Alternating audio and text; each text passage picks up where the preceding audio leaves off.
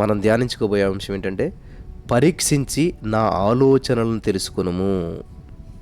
కీర్తన గ్రంథం 139:23లో, దేవా నన్ను పరిశోధించి నా హృదయాన్ని తెలుసుకొనుము, నన్ను పరీక్షించి నా ఆలోచనలు తెలుసుకొనుము అంటున్నాడు భక్తుడు. దేవా స్తోత్రం దేవా, ఈ యొక్క వాక్య వెలుగులో మమ్మల్ని నడిపించి ప్రతి వారికి వినగల చెవి గ్రహించుకున్నదాన్ని గ్రహించమని యేసు నామములో ప్రార్థించి పొందుకొని ఉన్నాం తండ్రి, ఆమెన్. చాలా అమూల్యమైన సందేశం, జాగ్రత్తగా వినాలి. ఏమంటున్నాడు? దేవా నన్ను పరిశోధించి నా హృదయాన్ని తెలుసుకో. Thank you Jesus. నా హృదయాన్ని, నా ఆలోచనను తెలుసుకుని నిమిత్తం నన్ను పరిశోధించుము, పరీక్షించుము అనేటువంటిది దావీదు యొక్క ప్రార్థన. ప్రభువా నన్ను నేను పరీక్షించి తెలుసుకున్నది చాలదు గనుక నీవే నన్ను పరీక్షించు. నాలో ఉన్న తప్పుడు ఆలోచన నాకు తెలియక ఉండొచ్చు, నాకు తెలియకుండా నా మనసులో తప్పుడు ఆలోచనలు ఉండొచ్చు, అయితే అవి నీ దృష్టికి మరుగైనవి కావు. నీవు చూచినట్లు నేను కూడా చూచినట్లు నాకు సహాయం చేయదేవా. నా హృదయాన్ని, నా ఆలోచనలను, నా హృదయమును, ఆలోచనలను పరీక్షించేవాడు నీవే. నీకు ఆయాసకరమైన మార్గము, నీకు బాధ కలిగించేటువంటిది నాలో ఉన్నయడా వాటిని తొలగించేదేవా. నిత్య మార్గమును నేను ఉత్సాహంగా సాగుటకు నా ఆలోచన సరళని చక్కబెట్టుము అని ప్రార్థించాలి. వెలుగు అద్దం మీద పడినప్పుడు ప్రతిబింబించు కాంతి కిరణాలతో విస్తారమైనటువంటి దుమ్ము రేణువులను మనం చూస్తూ ఉన్నాం. వాటిని మామూలు నేత్రాలతో చూడలేము. ఆ ప్రకారమే మీ యొక్క ఆలోచనలు మామూలు నేత్రాలతో చూడలేము. పరిశుద్ధాత్మ వెలుగు మీ హృదయంలో పడినప్పుడు హృదయమందల చెడు తలంపులు, ఆలోచనలు కనుగొని వాటిని తొలగించాలి. పెద్ద ప్రవక్తలలో ఒకడైనటువంటి యెషయా గారు తన గ్రంథంలో మొదటి 5 అధ్యాయాల్లో మీకు శ్రమని అనేకుల నేరాలను గుర్తించి మరి ఆ నేరాల గురించి ప్రస్తావించాడు. అయితే అతడు దేవుని మహిమ గల ప్రసన్నతలోనికి వచ్చినప్పుడు ఆత్మ వెలుగు అతని హృదయమును తాకినట్లు 6వ అధ్యాయం ముందు మనం చదువుచున్నాం. అప్పుడే అతడు తన లోపాన్ని కనుగొన్నాడు. అయ్యో నేను అపవిత్రమైన పెదవుల గలవాడనే, అపవిత్రమైన పెదవుల గల జనుల మధ్య నివసించువాడనే అని విలపించాడు. అప్పుడు ఆ శరాపులలో ఒకడు తాను బలిపీఠం మీద నుండి కారుతో తీసిన నిప్పును చేతపట్టుకుని అతని యొద్దకు ఎగిరివచ్చి అతని నోటికి దానిని తగిలించి పాపమునకు ప్రాయశ్చిత్తం కలుగజేశాడు. నేడు అనేకులు తమ చెడ్డ మనసును ఎరిగిండి కూడా ఎరగని వారి వలె తమను తాము నీతిమంతులమని తలంచుకుంటూ ఎదుటి వారి మీద నేరం మోపుతున్నారు. అయితే పరలోకం వారిని నేరస్తులుగా పరిగణిస్తూ ఉంది. నా ప్రియమైనటువంటి సహోదరి స్నేహితులారా, మీ మనసు ఎలా ఉంది? మిమ్మల్ని మీరే పరీక్షించుకోండి, పరిశోధించుకోండి. మిమ్మల్ని మీరే పరిశోధించి తెలుసుకున్నట్టుకు ఇది మంచి సమయం. కాబట్టి ప్రతి మనుషుడు తనను తాను పరీక్షించుకొనవలను, అలాగ చేసి ఆ రొట్టెను తిని ఆ పాత్రలను త్రాగవలను. అయితే మనలను మనమే విమర్శించుకొని నీడల తీర్పు పొందకపోదు. 1 కొరింథీ 11:28-31 వచనాల్లో కొంతమంది హృదయంలో అతిక్రమం స్థానము ఏర్పరచుకొని ఉండవచ్చు. నా హృదయంలో నేను పాపమును అతిక్రమను లక్ష్యము చేసిన ఎడల ప్రభు నా మన వెనుకపోవని 66 కీర్తన 18 వచనం చదువుతున్నాం. కొందరు శరీరానుసారమైన మనసు గలవారై ఉంటారు. శరీరానుసారం మీద మనసు నుంచిరో, ఆత్మానుసారమైనటువంటి మనసు నుంచుతారు. శరీరానుసారమైన మనసు మరణము. రోమ 8:5. అన్యజనులు అంధకారమైన మనస్సు గలవారు, తమ మనస్సునకు కలిగినటువంటి వ్యర్థత అనుసరించి నడుచుకునేవారు. ఎఫెసీ 4:17-18. అయితే మనం అలాగ నడుచుకోనకూడదు. యేసుక్రీస్తు శరీరం అందు శ్రమ పడిన గనుక మీరును అట్టి మనస్సును ఆయుధముగా ధరించుకొనుడని 1 పేతురు 4:1 చదువుతున్నాం. అవును కదా, యేసుక్రీస్తు కొరకు శ్రమలను అనుభవించు మనస్సు కూడా ఒక ఆయుధం వలె మనకు సహాయపడాలి. హల్లెలూయా.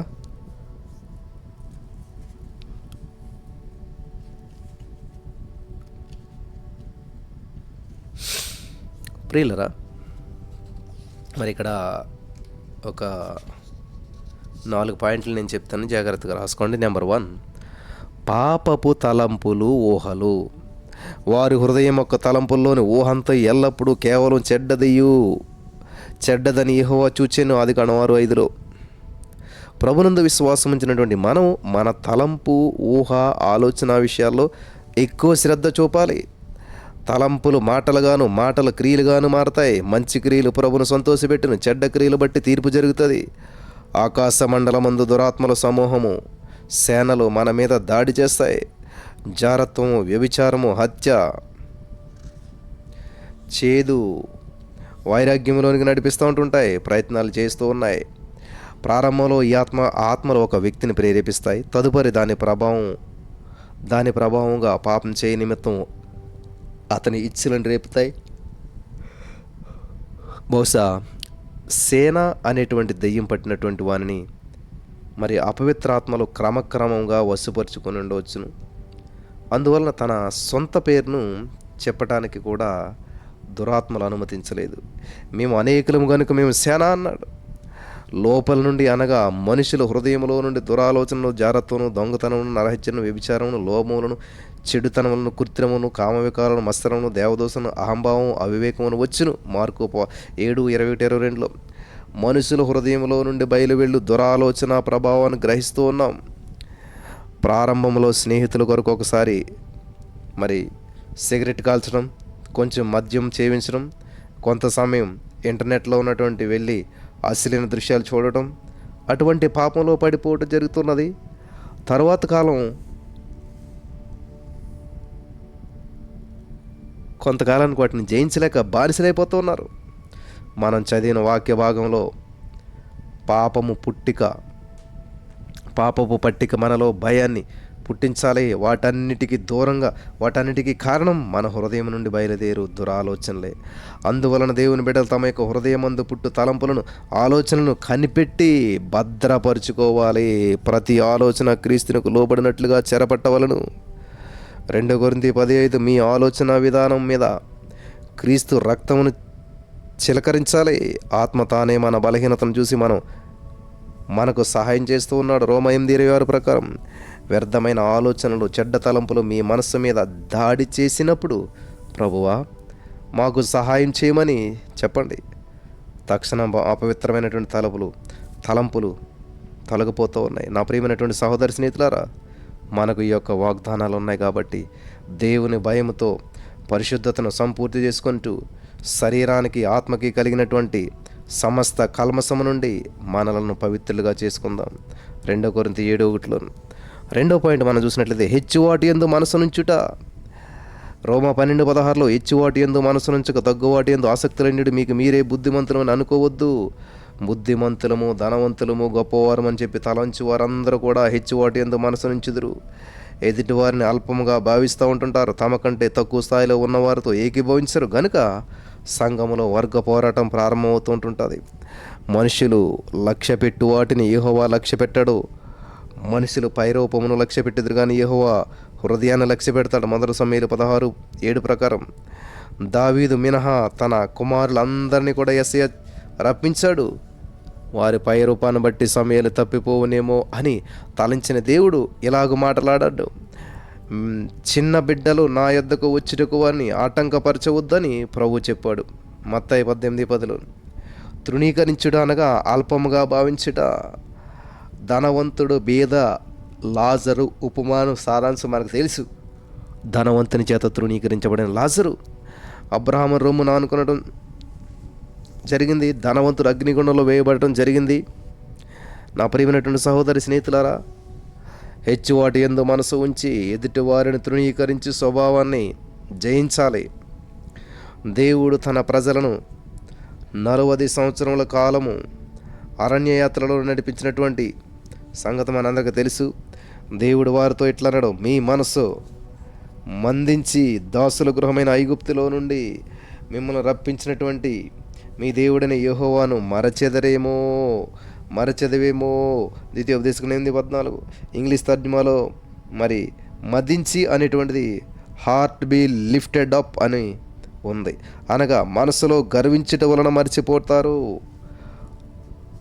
పరలోకమందు దేవునికి తర్వాత స్థానంలో ఉన్నటువంటి లూసిఫర్ ఒక దినమున ఇలాగూ మనసును గర్వించాడు. నా సింహాసనం హెచ్చింతును, మహోన్నతునితో నన్ను సమానంగా చేసుకుందును. యెషయా గ్రంథం 14:13-14. దాని ఫలితంగా సాతాను యొక్క ఒక మూలకు త్రోయబడ్డాడు. హెచ్చించుకొనుట లూసిఫర్ స్వభావం. సర్పముగా ఏదెను తోటలో ప్రవేశించి లూసిఫర్ దేవుడు నిషేధించిన పండును తినమని ప్రోత్సహించాడు. అందుకు సర్పం, మీరు చావనే చావరు, ఏలయనగా మీరు వాటిని తిని దినమున మీ కన్నులు తెరవబడును. హల్లెలూయా. మీరు మంచి చెడ్డలను ఎరిగిన వారై దేవదూతల వలె ఉందరని దేవునికి తెలియనటువంటి ప్రియులు గమనించాలి. దేవునికి తెలియనని స్త్రీతో చెప్పిన ఆదికాండం 3:4-5లో లూసిఫర్ మాటలను అంగీకరించినటువంటి ఆదాము హవ్వ చరిత్ర విషాదంతో మునిగిపోయింది. కాబట్టి మీ మనసు, చూపు, మాటలు అహంకారం ఉండకుండా చూసుకోవాలి. యెహోవా అనంత జ్ఞాని అయినటువంటి దేవుడు, ఆయనే క్రియలను పరీక్షించేవాడు. ఇకను అంత గర్వంగా మాట్లాడకూడదు. గర్వపు మాటలు మీ నోట రానియకూడదు. 1 సమూయేలు 2:3. మూడవది సంచలమైన మనస్సు. దిమానసుకులను నేను ద్వేషించుచున్నాను, నీ ధర్మశాస్త్రం నాకు ప్రీతికరము. 119వ కీర్తన 113వ వచనం. 118వ కీర్తనలో మరి 176 వచనాలు ఉన్నాయి. వాటిలో ఎన్నో ఆసక్తికరమైనటువంటి సంగతులు ఉన్నాయి. ద్విమనస్కులు అనగా చంచలమైన మనస్సు గలవారు, నిలకడలేని వారు. కీర్తనాకారుడు అట్టి వారిని ద్వేషిస్తూ ఉన్నాడు. అదే సమయంలో దేవుని ధర్మశాస్త్రం ప్రేమించుచున్నాడు. ఆ ప్రకారం మనం కూడా చేసిన యెడల మనం మన యొక్క ఆలోచన సరళను చెరపట్టగలం. ద్విమనస్కుడు అనగా 2 మనసులు గలవాడు. ప్రభు మన హృదయాల్లోనికి వచ్చి నివాసం చేస్తూ ఉన్నాడు.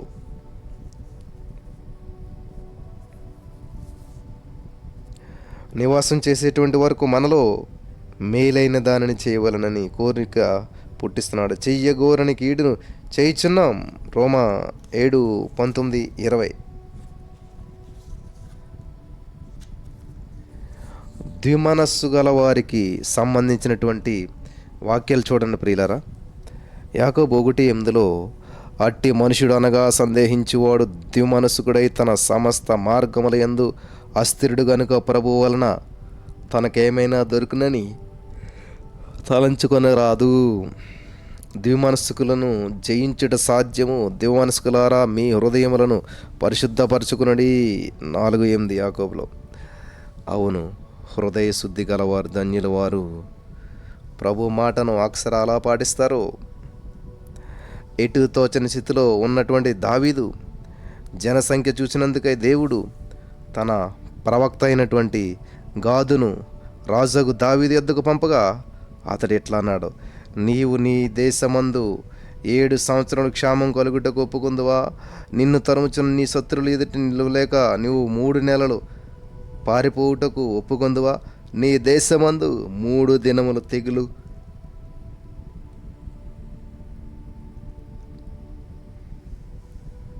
తెగులు 3 దినాల తెగులు ఒప్పుకుంటావా?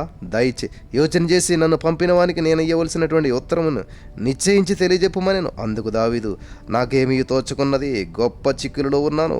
యెహోవా బహువాత్సల్యత గలవాడు గనుక మనుషుని చేతిలో పడకుండా యెహోవా చేతిలోనే పడుదును గాక. 2 సమూయేలు 24:13-14.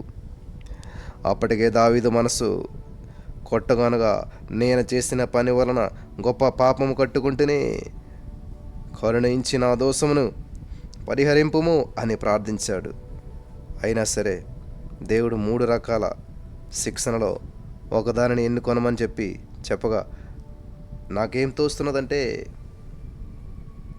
ఏమి తోచుకున్నది? గతంలోని ఇప్పుడు దావీదు పాపం చేసినా కానీ అతని అంతరంగంలో స్థిరమైన మనసును దేవుడు నూతనంగా పుట్టిస్తూ ఉన్నాడు. 51 కీర్తన 10వ వచనం. కాబట్టి మనిషిని చేతిలో పడకుండా దేవుని చేతిలో పడుటను ఎన్నుకోవాలి. దావీదు మనసు దేవుని మీద ఆనుకున్నది. ఎవని మనసు నీ మీద ఆనుకుంటుందో వారిని పూర్ణశాంతి కలవని కాపాడుతావు. ఏలయనగా అతడు నీయందు విశ్వాసం ఉంచి ఉన్నాడు. యెషయా 26:3. చివరిగా దోషారోపణ చేసేటువంటి మనసు. 1 యోహాను 3:21లో చూసినట్లయితే, ప్రియులరా, మన హృదయము మన యందు దోషారోపణ చేయని యెడల దేవుని ఎదుట ధైర్యము గలవారమగుదుము. 1 యోహాను 3:21. పాప దోషం వలన, అతిక్రమల వలన మన హృదయము మన మీద నేరారోపణ మోపుచున్నది. దానిని దోషారోపణ అని చెప్పి బైబిల్ చెప్తుంది. ఉదాహరణకు పరిశుద్ధ వివాహంలో జత చేయబడినటువంటి వధూవరులు జీవితకాలం ఎట్లు జీవితకాలం ఎల్లా కూడా ఒకరినొకరు హత్తుకుని జీవించాలి. అయితే మరొకరిని ఆశించినటువంటి పక్షాన అది అతిక్రమము, దోషము. కాబట్టి మన హృదయము దోషారోపణ చేస్తూ ఉన్నది. రాకడ సూచనలు ముందుగా తెలియజేసినటువంటి ప్రభు ఎట్లా అంటూ ఉన్నాడు, నోవాహు దినములు ఎలాగుండెనో మనిషి కుమారుని దినాలు అలాగే ఉంటాయి. జల ప్రళయానికి ముందు రోజుల్లో నోవాహు ఓడలోనికి వెళ్ళినటువంటి దినం వరకు కూడా వారు తినుచు త్రాగుచు పెండ్లి చేసుకుంటూ ఉన్నారు. జలప్రవాహం వచ్చి అందరినీ కొట్టుకొని పో వరకు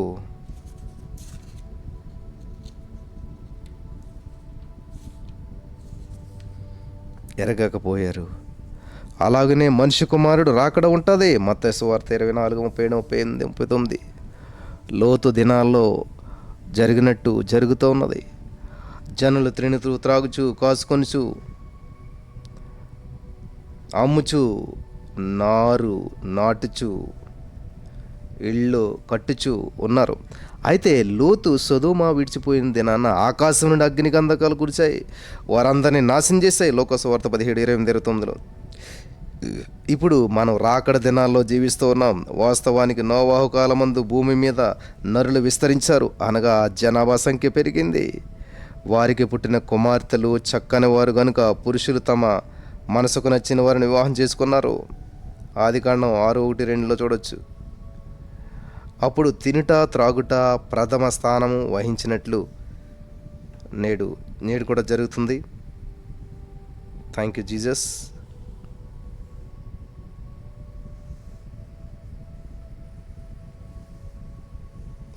లోతు దినాల యందు తినుట త్రాగుటతో పాటు కొనుట అమ్ముట ఇల్లు కట్టుట జరిగాయి. నేడు చాలా మట్టుకు అందరూ కూడా ఈ పనుల్లోనే నిమగ్నమై ఉన్నారు.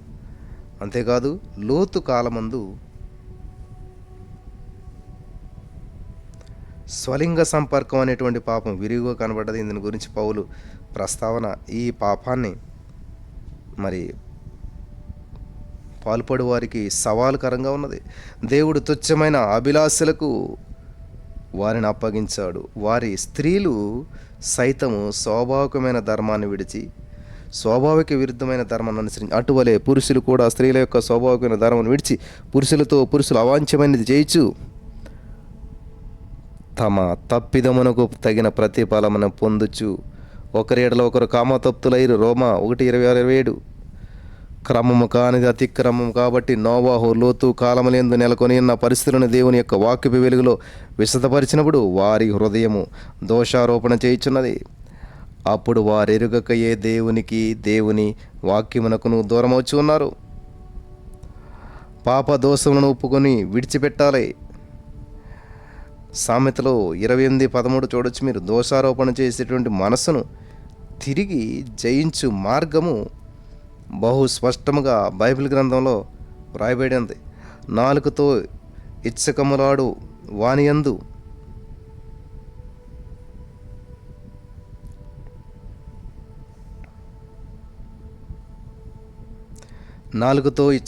వాని కంటే నరులను గద్దించువాడు తుదకు ఎక్కువ దయ పొందును. నా ఇష్టానుసారమైనటువంటి మనుషుడు అని దేవుని వలన సాక్ష్యం పొందినటువంటి దావీదు జీవితంలోనూ దోషారోపణ చేయు మనస్సాక్షి ప్రభావం ఇటువంటి బట్టి పలికిన మాటలను చదివాడు. యెహోవా, నా పాపము బహు ఘోరమైనది, నీ నామమును బట్టి దానిని క్షమించము. కీర్తన 25:11. మా బ్రతుకు దుఃఖములో వెళ్ళబుచ్చుచున్నాము, నిట్టూర్పులు విడిచుటితో మా ఏండ్లు గతించుచున్నవి. మా దోషమును బట్టి మా బలం తగ్గిపోవచ్చున్నది, మా ఎముకలు క్షీణించుచున్నవి. కీర్తన 31:10. నా దోషమును కప్పుకొనక నీ ఎదుట నా పాపం ఒప్పుకొంటిని. యెహోవా సన్నిధిని నా అతిక్రమలు ఒప్పుకొందుననుకుంటుని. నీవు నా దోషారోపణను, నీవు నా పాప దోషమును పరిహరించి ఉన్నావు. కీర్తన 32:5. కన్నీటితో తన పాప దోషమును ఒప్పుకొన్నటువంటి తన పాపపు క్షమాపణ కోసము దావీదు చేసిన విజ్ఞాపన 51వ కీర్తనలో చదువుతున్నాం. దావీదు ప్రార్థన ఆలకించి దేవుడు కనికరించి పరిశుద్ధపరిచి మరలా చేర్చుకున్నాడు. హల్లెలూయా.